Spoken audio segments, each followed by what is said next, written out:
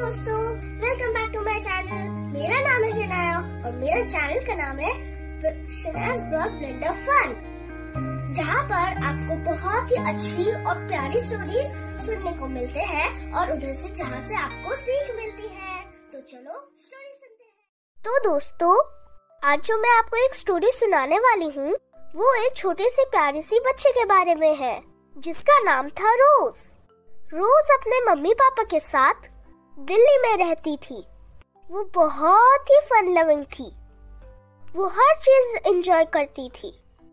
उसको अलग अलग खाना खाना भी बहुत पसंद था और वो अपने फ्री टाइम में पढ़ाई के साथ साथ गेम्स खेलती थी और अपने दोस्तों के साथ मजे करती थी। वो एक बहुत होनहार और स्मार्ट बच्ची थी, लेकिन वो थोड़ी चबी हुई थी। वो अपने स्कूल में हर एक्टिविटी में पार्टिसिपेट करती थी। वो अपने टीचर्स का फेवरेट स्टूडेंट थी। क्रिसमस के पहले पहले उनके स्कूल में एनुअल स्पोर्ट्स डे था। रोज बहुत ही एक्साइटेड थी। उसने ड्राइंग कंपटीशन एंड स्केटिंग में पार्टिसिपेट की।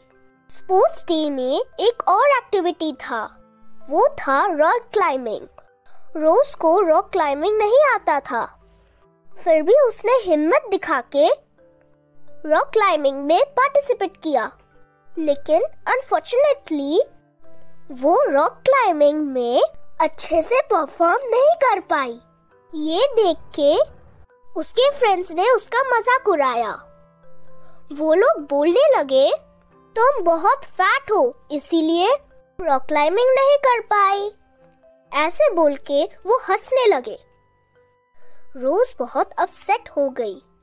वो तुरंत स्कूल छोड़ के घर आ गई। घर में आके वो रोने लगी। शाम होने तक वो अपने कमरे में उदास बैठी थी। पापा ऑफिस आने के बाद रोज के कमरे में गए। रोज को रोते हुए देख के पापा परेशान हो गए। रोज से पूछा, मेरी स्वीटहार्ट आज क्यों सैड है? प्लीज पापा को बताओ। पापा को देख के रोज इमोशनल हो गई। वो भाग के आई और पापा को गले से लग के रोने लगी।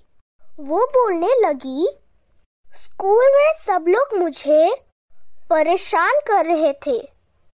उन लोगों ने मेरा मजाक उड़ाया, ये कह के कि मैं बहुत फैट हूँ और इसीलिए मैं रॉक क्लाइंबिंग के लिए फिट नहीं हूँ। पापा ने बड़े प्यार से उसके सर में हाथ रखा और बोलने लगे कि आप जैसे हो वैसे ही बहुत अच्छे हो। जरूरी नहीं कि आप हर चीज में परफॉर्मेंस दिखाओ। क्या पता जो आपको आता हो बहुत सारे लोगों को वो नहीं आता। इसीलिए जो आपके पास है उसी से आपको खुश रहना चाहिए। ये बात सुन के रोज थोड़ी शांत हो गई, लेकिन पापा के जाने के बाद भी वो उदास ही थी। रात को सोने से पहले उसने उदास मन से सांता को याद किया। मन बोलने लगी, सांता आप तो सबको खुश करते हो, सारे बच्चों का ध्यान रखते हो, प्लीज सांता मुझे मदद करो। इतना सोच के वो सो गई। रात को अचानक से रोज की नींद खुल गई। जब उसने देखा खिड़की के बाहर से एक तेज रोशनी उसके रूम पर आई। आंखें खोला तो उसने सामने देखा कि सांता खड़ा है। वो बहुत खुश हो गई। वो बोलने लगी, सांता आपको तो पता ही है कि मेरे मन में क्या चल रहा है, प्लीज आप मेरी मदद करो। सांता ने हंसते हुए अपने बड़े से बैग में से एक पिंक कलर का गिफ्ट बॉक्स निकाल के रोज को दिया। सांता बोला, इसमें मैंने कुछ ऐसा रखा है जो तुम्हारे पास ऑलरेडी है। मैं तुम्हें बस याद दिलाने आया हूँ और यही मेरी तरफ से तुम्हारे लिए क्रिसमस गिफ्ट है। रोज ने जब उस पिंक बॉक्स को खोला तो उसमें से पिंक कलर की धुआं निकल रहा था। उस धुआं में उसको अपनी हैप्पीनेस, मेहनत और मम्मा पापा का ढेर सारा प्यार याद आने लगी। देखते ही देखते उसके मन से सारी उदासी गायब हो गई। तो पापा की सारी बातें याद आई और उसने मन बना लिया कि उसको और सैड नहीं रहना है। ये सोच के वो सो गई। मॉर्निंग क्रिसमस था।